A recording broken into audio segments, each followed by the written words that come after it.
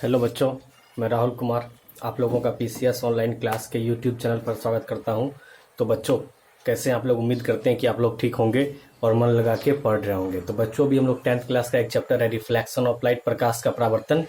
उस यानी चैप्टर को हम लोग क्या कर रहे हैं, पढ़ रहे हैं। पार्ट वाइज जो है इस चैप्टर से संबंधित कुछ वीडियो हम क्या कर दिए, बना दिए। इस चैप्टर को पूरी तरीके से एक लाइन से हम लोगों को सारा टॉपिक को क्या करना है, क्लियर करना है। हर एक टॉपिक को एक लाइन से क्या करना है, हम लोगों को कंप्लीट करते चलना है। ठीक है, तो इस चैप्टर से संबंधित हम क्या कर चुके हैं, कुछ वीडियो बना दिए हैं। और जो भी वीडियो बना है उसका प्लेलिस्ट बना चुके हैं। वहाँ आप लोग प्लेलिस्ट में जाके रिफ्लेक्शन ऑफ लाइट का, वहाँ से आप लोग क्या कर सकते हैं कि सारा टॉपिक को देख सकते हैं। इसी प्रकार से कंटिन्यू करते हुए हम लोग क्या करते हैं, चैप्टर को पूरी तरीके से कंप्लीट करते हैं। तो देखिए बच्चों, पिछले क्लास में जो हम लोग पढ़े थे, पिछले क्लास में हम लोग क्या पढ़े थे कि यानी मिरर सॉरी एफ बराबर r/2 यानी फोकल लेंथ और रेडियस ऑफ कर्वेचर के बीच जो रिलेशन होता है क्या होता है। तो हम लोग जानते हैं कि फोकस दूरी, वक्रता त्रिज्या यानी रेडियस ऑफ कर्वेचर का क्या होता है, आधा होता है। ठीक है, या बोल सकते हैं रेडियस ऑफ कर्वेचर जो होता है, वक्रता त्रिज्या, वो फोकल लेंथ का फोकस दूरी का क्या होगा, दोगुना होगा। तो इस ये चीज हम बोल रहे हैं। ठीक है, लेकिन इसको क्या करना पड़ेगा, हम लोगों को प्रूफ भी करना पड़ेगा। तो देखिए, हम इसको ड्राइव कर दिए थे, इसका डेरिवेशन यानी इसको प्रूफ कर दिए थे। किसमें? हम प्रूफ कर चुके हैं इसमें, अवतल दर्पण यानी कॉनकेव मिरर में। और प्रूफ करके उसका वीडियो हम बना दिए थे।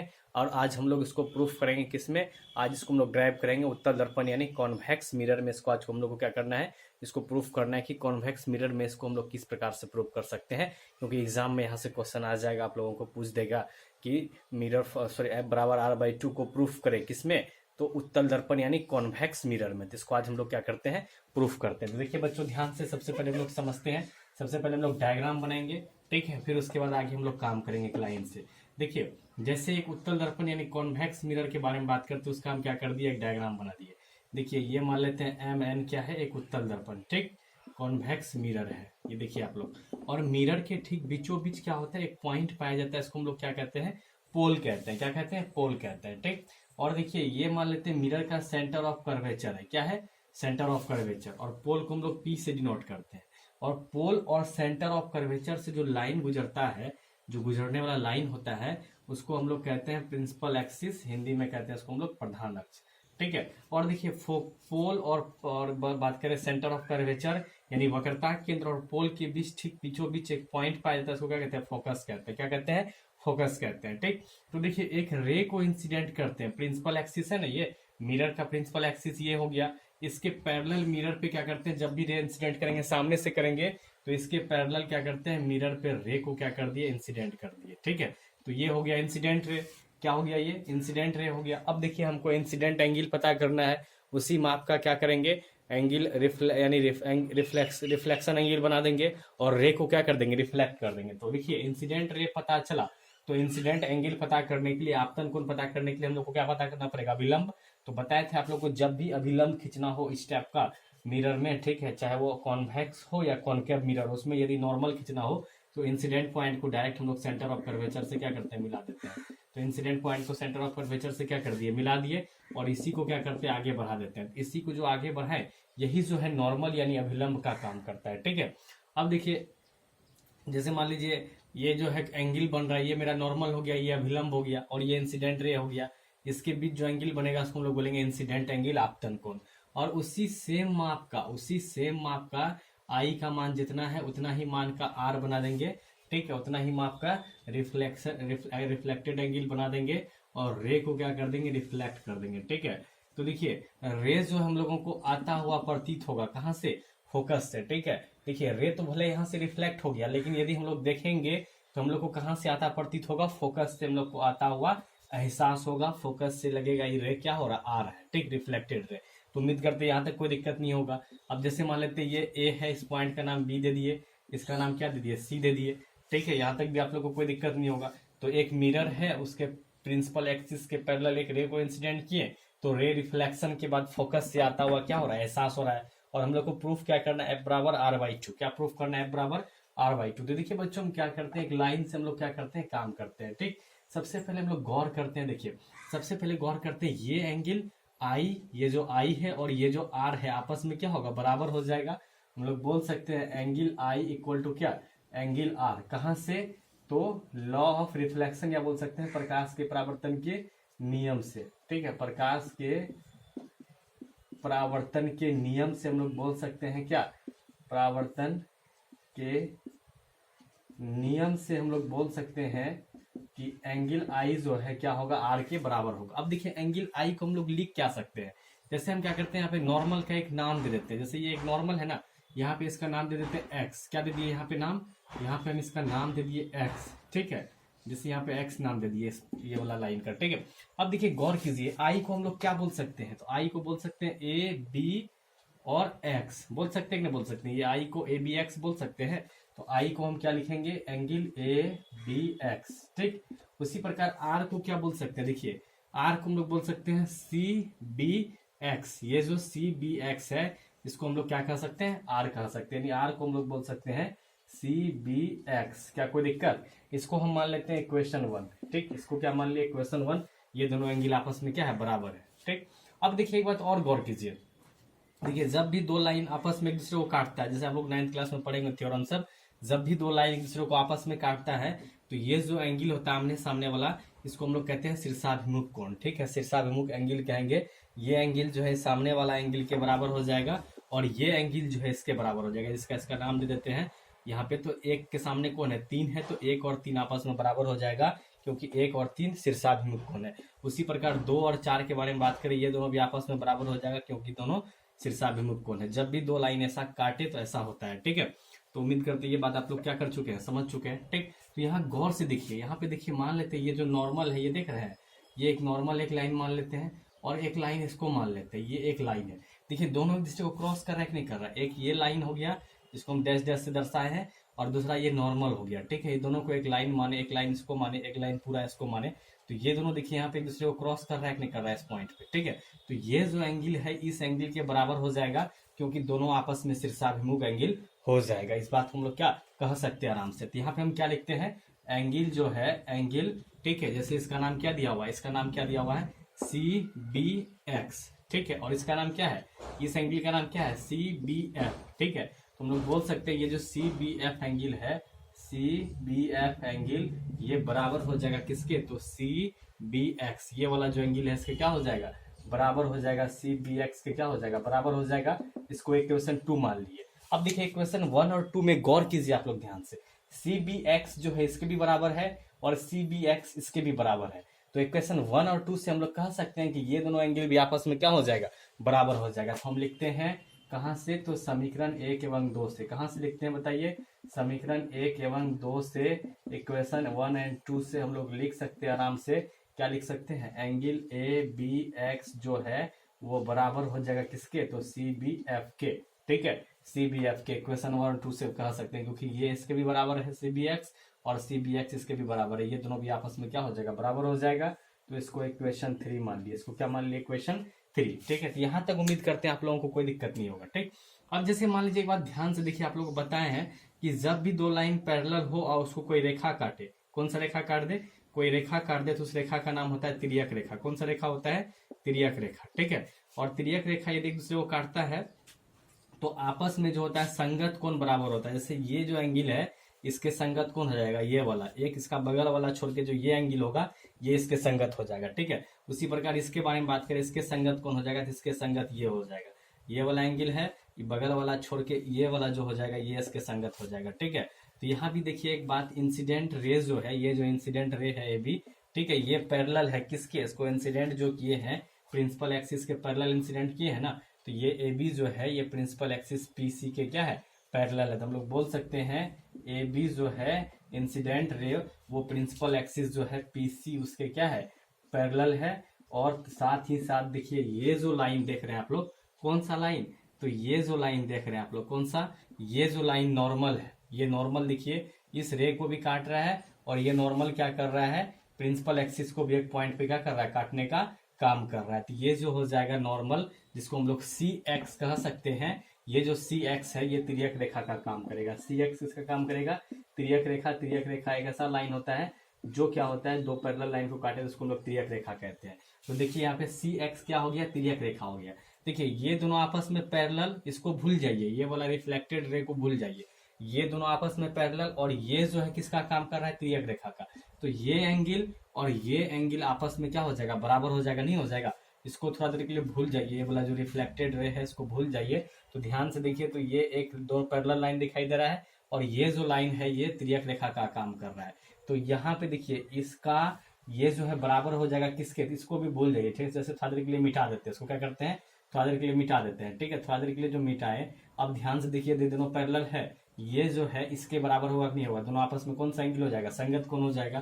तो हम लोग बोल सकते हैं ए बी एक्स जो है ये एंगल ए, ये बी और ये एक्स, ये ए बी एक्स जो है ये बराबर हो जाएगा किसके।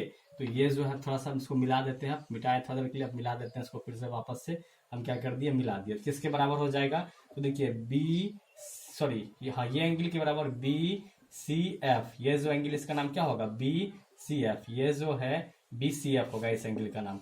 तो ए बी एक्स किसके बराबर हो जाएगा बी सी एफ के, किसके बराबर हो जाएगा बी सी एफ को, इक्वेशन 4 मान लिए। अब देखिए तो एक बात देखिए, ए बी एक्स जो है सी बी एफ के भी बराबर है और ए बी एक्स जो है बी सी एफ के भी बराबर है। तो इक्वेशन 3 और 4 से कह सकते हैं कि ये दोनों भी आपस में क्या हो जाएगा बराबर हो जाएगा, क्योंकि ये इसके भी बराबर है और ये इसके भी बराबर है। तो इक्वेशन 3 और 4 से कह सकते हैं कि ये दोनों आपस में क्या हो जाएगा बराबर हो जाएगा। तो हम लोग कह सकते हैं कहां से, तो हम लोग कह सकते हैं समीकरण 3 यानी इक्वेशन 3 एवं समीकरण 4 यानी इक्वेशन 4 से हम लोग क्या कह सकते हैं।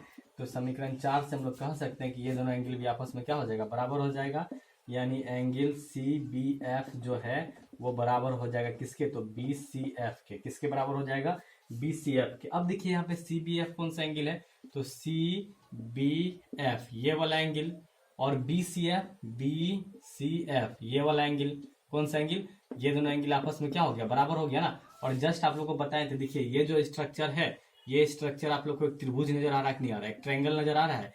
बी सी एफ जो है आप लोग को क्या नजर आ रहा होगा, ट्रायंगल नजर आ रहा होगा, ठीक है। क्या नजर आ रहा है, ट्रायंगल। बी सी एफ जो है, इधर बना दे डायग्राम बी सी एफ का। तो देखिए बी सी एफ आप लोगों को एक ट्रायंगल नजर आ रहा होगा, ध्यान से देखिए तो, ठीक है।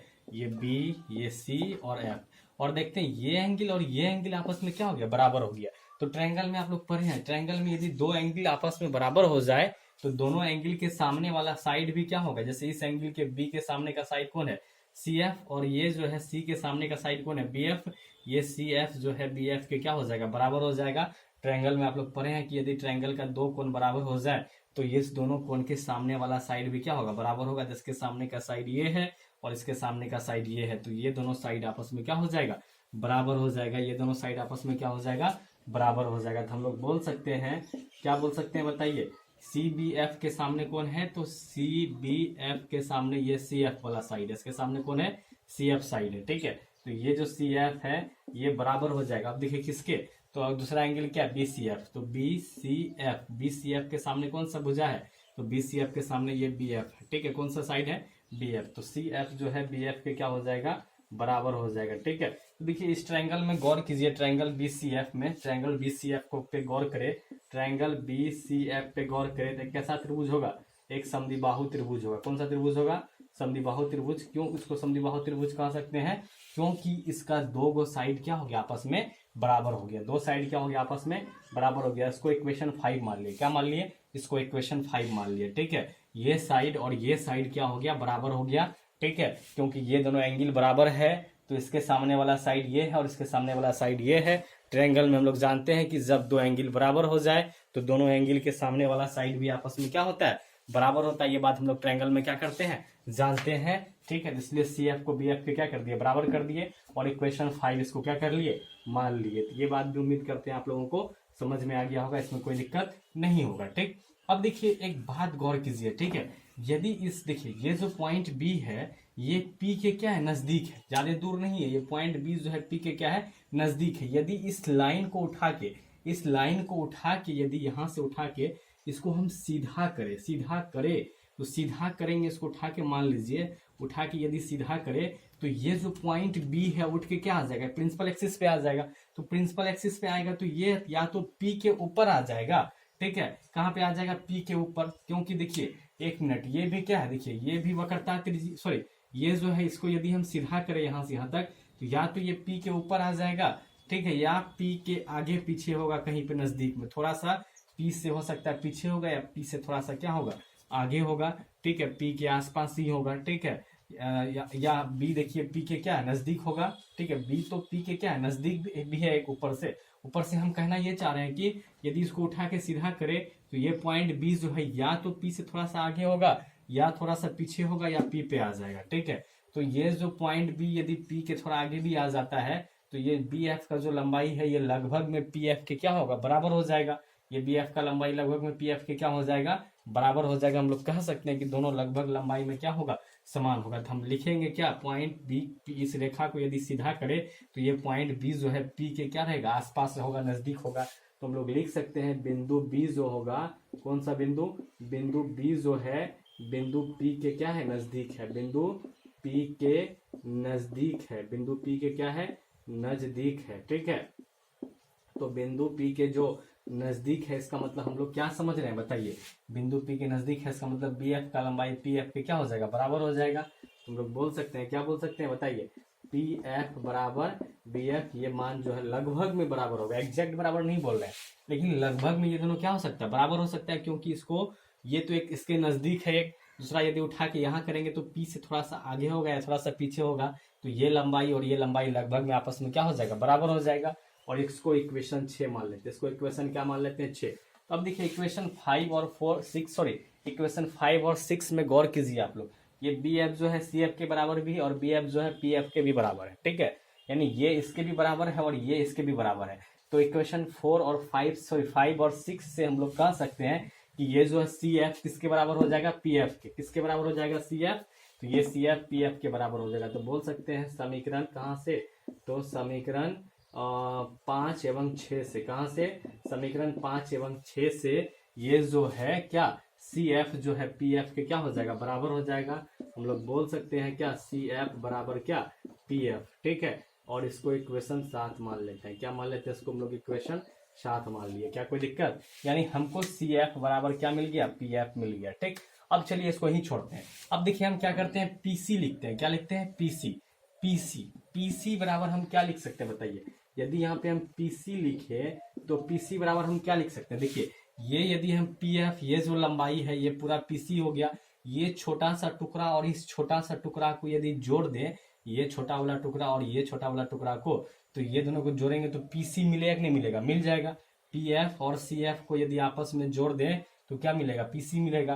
तो पीसी की जगह हम लोग लिख सकते हैं पी एफ प्लस क्या लिख सकते हैं सी एफ, पीसी की जगह क्या लिख सकते हैं पी एफ प्लस क्या लिख सकते हैं सी एफ, ठीक है। अब देखिए पीसी अपने जगह रहेगा, पी एफ को भी अपने जगह रहने देते हैं। अब देखिए सी एफ जो है पी एफ के क्या है बराबर है कि नहीं, सी एफ और पी एफ आपस में क्या है बराबर है। तो इस सी एफ के जगह हम क्या रख सकते हैं, इस सी एफ के जगह हम उठा के पी एफ रख सकते हैं, क्योंकि सी एफ और पी एफ आपस में क्या है बराबर है, इसलिए सी एफ के जगह हम क्या रख सकते हैं, सी एफ के जगह हम क्या करते हैं पी एफ को रख देते हैं, सी एफ के जगह पी एफ को क्या कर दिए रख दिए। कहाँ से, तो समीकरण 7 से हम लोग देख रहे हैं, समीकरण 7 में इक्वेशन 7 में हम लोग देख रहे हैं कि पी एफ का लंबाई सी एफ के क्या है बराबर है, इसलिए सी एफ के जगह क्या रख दिए पी एफ रख दिए। अब देखिए ये पी सी अपने जगह रहेगा, P F plus P F क्या हो जाएगा 2pf, क्या हो जाएगा 2pf। यहाँ तक आप लोगों को कोई दिक्कत नहीं होगा। अब देखिए ये जो P से C का लंबाई है ये क्या कहलाता है वक्रता त्रिज्या, और इसको हम लोग किससे दर्शाते हैं कैपिटल R से दर्शाते हैं, इसको वक्रता त्रिज्या कह सकते हैं। और P से F का जो दूरी है ये क्या कहलाता है फोकल लेंथ, फोकस दूरी, और इसको हम लोग स्मॉल f से क्या करते हैं दर्शाते हैं। तो बताइए PC को क्या लिख सकते हैं कैपिटल R लिख सकते हैं, तो PC को क्या कर दिए हम कैपिटल R लिख दिए। 2 अपने जगह, PF को हम क्या लिख सकते हैं, PF को स्मॉल f लिख सकते हैं क्योंकि ये फोकस दूरी है, तो यहाँ क्या कर दिए स्मॉल f लिख दिए। तो देखिए r बराबर 2f तो प्रूफ हो गया, यदि एग्जाम में बोल दे r बराबर 2f प्रूफ करे तो यहीं तक रुक जाएंगे, नीचे लिख देंगे प्रूफ। लेकिन हमको कभी कभी f बराबर r/2 भी लिखना होता है तो आसान बात है, आराम से लिख सकते हैं।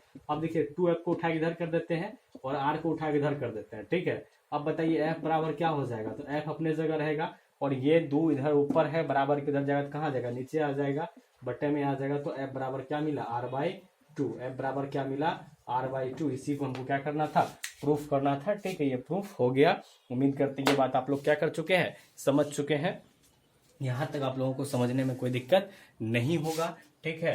f बराबर r/2 क्या हो चुका है प्रूफ हो चुका है। तो वीडियो को पॉज करके आप लोग आराम से इसको लिख सकते हैं, ठीक है, और समझ सकते हैं, ठीक। पूरा एक्सप्लेनेशन के साथ समझाया है, तो उम्मीद करते हैं कि आप लोगों को कोई दिक्कत नहीं होगा। और यदि वीडियो आप लोगों को अच्छा लगता है तो अपने दोस्तों के बीच क्या कीजिए शेयर कीजिए, ठीक है। और साथ ही साथ चैनल को क्या कीजिए, सब्सक्राइब कीजिए, वीडियो को लाइक कीजिए और कमेंट करके ज़रूर बताइए वीडियो देखने के बाद कि आप लोगों को वीडियो कैसा लगता है। यदि इसमें कुछ इम्प्रूवमेंट का ज़रूरत होगा तो इम्प्रूवमेंट करेंगे, ठीक है। तो मिलते हैं हम लोग अगले क्लास में। धन्यवाद।